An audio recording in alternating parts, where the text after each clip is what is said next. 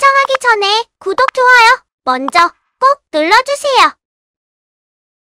여기에 한술 더 떠 진돗개는 수렵견이기 때문에 다른 개들과 절대 싸움을 하지 않는다는 그들의 주장 역시 자신이 키우는 개들의 나약한 성품을 어떻게든 포장하고 합리화하려는 속내가 숨겨져 있다는 것 또한 우리 모두는 알고 있습니다. 즉, 이 말은 기본적으로 성품이 약하여 싸움을 기피하는 것과 품성을 갖춘 개체가 사회성을 기르는 과정을 통해 순화되는 것과는 근본적으로 차이가 있는 것을 의미합니다.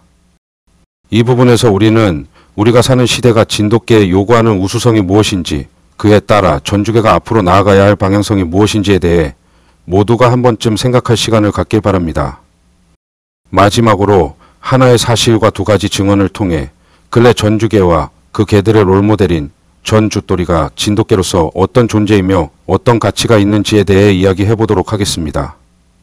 첫 번째, 또리와 전주개는 진돗개로서 어떤 존재인가입니다. 오랫동안 우리 진돗개와 비교되어 온 견종은 누가 뭐래도 일본의 중형견, 기주견일 것입니다. 따라서 우리는 기주견의 역사에 남겨진 하나의 사실을 통해 간접적으로 남아 또리 그리고 전주개의 존재적 가치를 가늠해 볼 수 있을 것입니다. 오랜 개량을 통해 오늘날의 기주견의 형태가 고착되기 이전 기주견 역사 속에는 땡땡땡이라 불리며 분류되었던 기주견들이 존재했었습니다.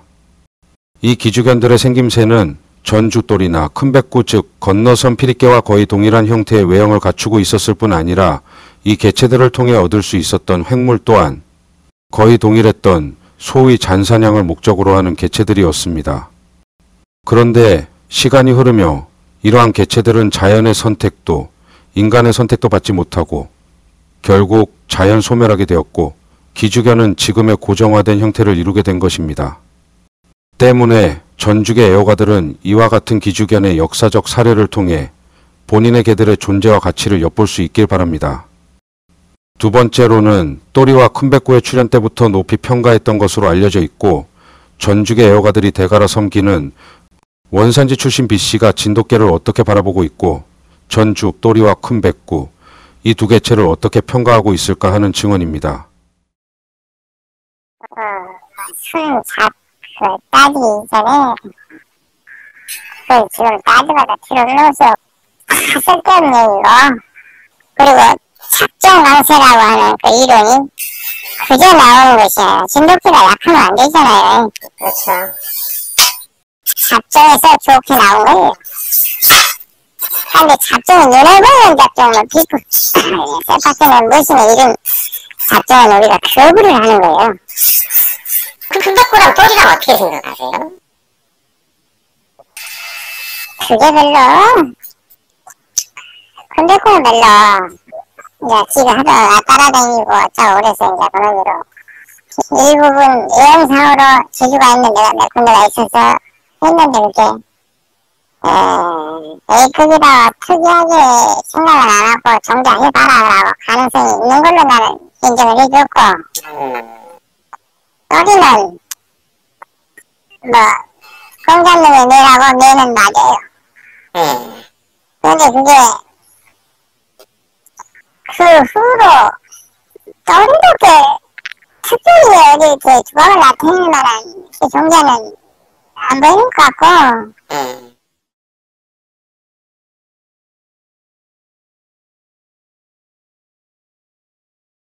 여기서 우리는 전주개를 순종 진돗개가 아닌 원형에 가깝다라고 주장하는 애호가들이 겉으론 아닌 것처럼 말하지만 왜 이열 유입에 거리낌 없는지 이들이 대가로 섬기는 사람의 얘기 앞부분을 통해 충분히 짐작할 수 있습니다.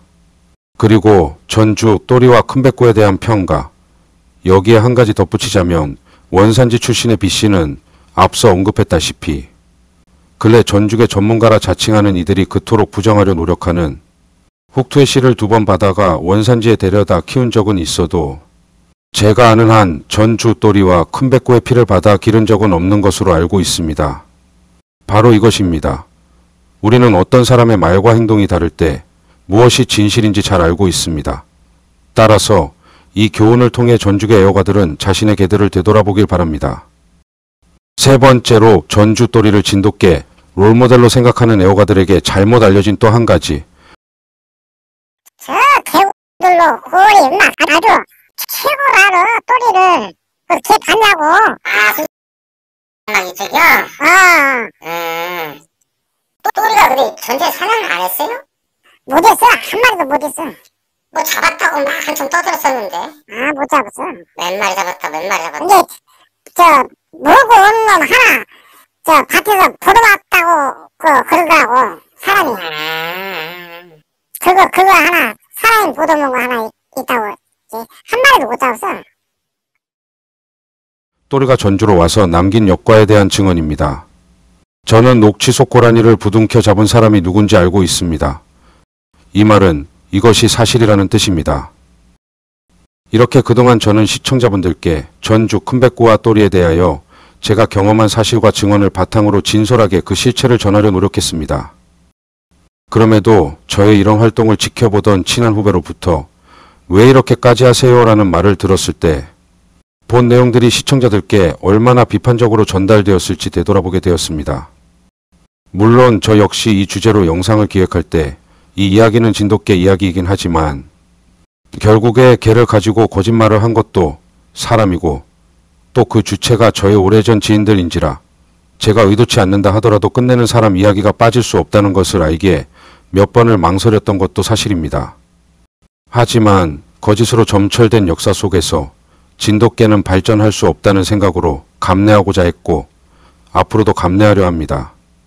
그리고 저는 오직 진짜 진돗개가 뭔지 보지도 못한 애들이 그나마 전주에 남아있던 순수 진돗개들까지 죄다 잡종으로 만들었다는 전주 원세대들의 비토하는 심정을 대신하고 싶었고 과거부터 전주 선배님들이 지키려 무던히 노력했던 순수한 전주 진돗개의 모습이 아닌 진돗개는 수렵견이라 주장하면서도 진돗개 혼자서 절대 고라니를 넘어뜨릴 수 없기에 단독으로는 고라니를 잡았다는 말은 다 거짓말이라며 이를 진돗개 발바리아의 명분으로 삼고 심지어 그것을 진돗개 원형이라 스스럼 없이 말하는 이들을 보면서 이대로라면 더 이상 진짜 진돗개의 모습을 볼 수 없을 수도 있다는 위기의식 때문에라도 반드시 바로잡고 싶었습니다.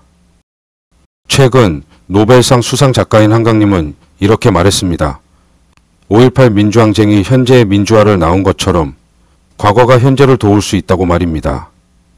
우리 진돗견계에는 과거 아키다, 차우차우 잡종과 기주견 잡종의 시대를 겪은 선배들의 오랜 푸념이 있었습니다.